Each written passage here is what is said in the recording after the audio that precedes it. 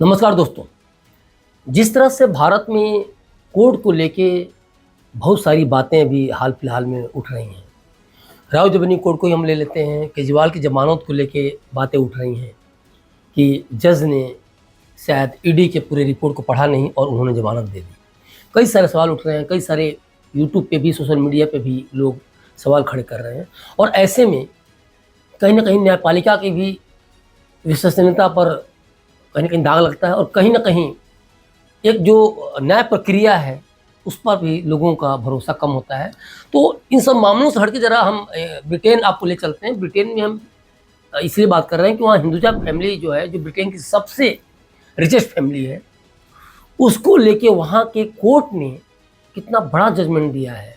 ये अपने आप में देखा जाए तो अगर कहीं न्यायपालिका में भ्रष्टाचार की बात आती है, तो आईना दिखाने के समान है, चाहे वो किसी देश का हो, चाहे वो भारत का हो या फिर किसी देश का हो।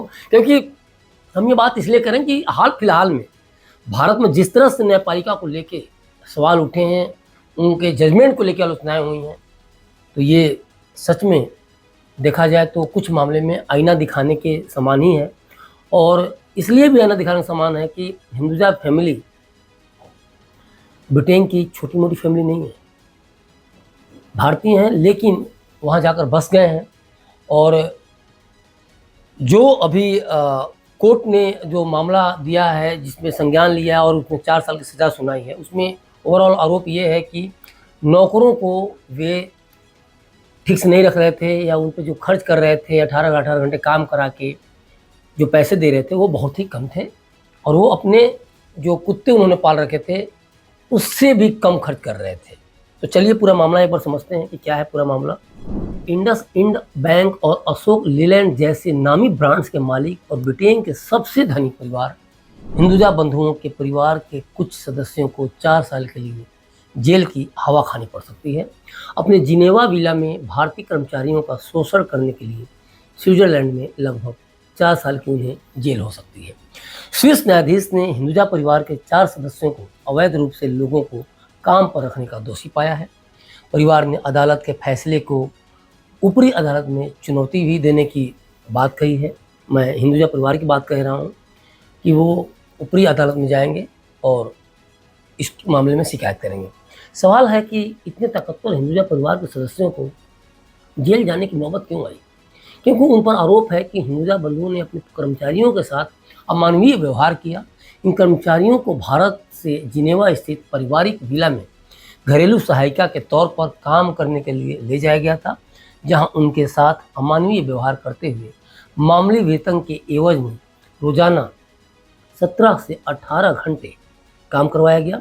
रिपोर्ट्स के अनुसार परिवार के सदस्यों ने अपने पालतू कुत्तों पर साल में जितना खर्च किया, उससे भी कम अपने पैसे अपने घरेलू सहायकों को दिए।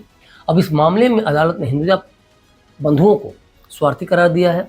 अदालत ने प्रकाश हिंदुजा और उनकी पत्नी कमल हिंदुजा को 4-4 साल और 6 महीने जेल की सज़ा सुनाई, जबकि उनके बेटे अजय और नम्रता को 4-4 साल की सज़ा सुनाई है। हालांकि अदालत ने उन्हें मानव तस्करी के अधिक गंभीर आरोपों से बरी कर दिया गया, क्योंकि इस यहाँ से नौकरों को ले गए थे। इस मामले में अदालत शायद मानव तस्करी की बात कह रहा है और उसमें इस मामले में उनके आरोपों से हिंदुजा परिवार को बरी कर दिया है। हिंदुजा परिवार पर आरोप यहाँ तक है कि उन्होंने अपने कर्मचारियों के पासपोर्ट तक रख लिए थे ताकि वे कहीं आ जा ना सकें। सामान्य तौर पर आप जब विदेश में होते हैं और कहीं भी आप बाहर जाते हैं तो आपको अपना पासपोर्ट कैरी करना पड़ता है और पुलिस या कंसर्न डिपार्टमेंट अगर मांगता है तो उसे आपको दिखाना भी पड़ता है।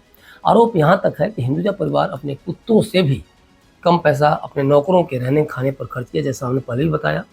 मतलब कि हिंदुजा परिवार के कुत्ते उनके नौकरों से ज़्यादा रईस थे।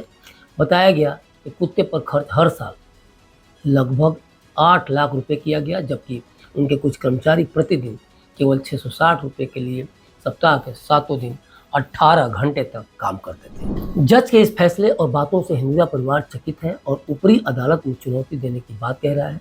ऐसा नहीं है कि हिंदुजा परिवार के पास पैसों की कोई कमी है, बल्कि उनकी कुल संपत्ति करीब 20 अरब डॉलर है और 38 देशों में उनका तेल एवं गैस से लेकर बैंकिंग और स्वास्थ्य कारोबार चलता है। हालांकि ऐसा पहली बार नहीं है कि हिंदुजा परिवार विवादों में है, बल्कि संपत्ति को लेकर 2014 में हिंदुजा समूह के संस्थापक देवचंद हिंदुजा के 4 बेटों श्रीचंद, गोपीचंद, प्रकाश चंद और अशोक के बीच भी विवाद हुआ था। सालों बाद परिवार ने समझौता कर लिया था। हिंदुजा समूह दीपचंद हिंदुजा के नेतृत्व में मुंबई से आगे बढ़ा। फिर सिंध के रास्ते ईरान में हिंदुजा समूह ने अपना पहला अंतर्राष्ट्रीय कार्यालय खोला। जब 1979 में ईरान में इस्लामिक क्रांति शुरू हुई तो हिंदुजा समूह ने अपना व्यापार वहाँ से समेटना शुरू किया और ब्रिटेन शिफ्ट हो गया। तब से लेकर आज तक इस समूह का केंद्र ब्रिटेन में ही है। तो अभी तक के लिए बस इतना ही। बने रहिए क्लिक इंडिया के साथ और मुझे दीजिए इजाज़त। शुक्रिया।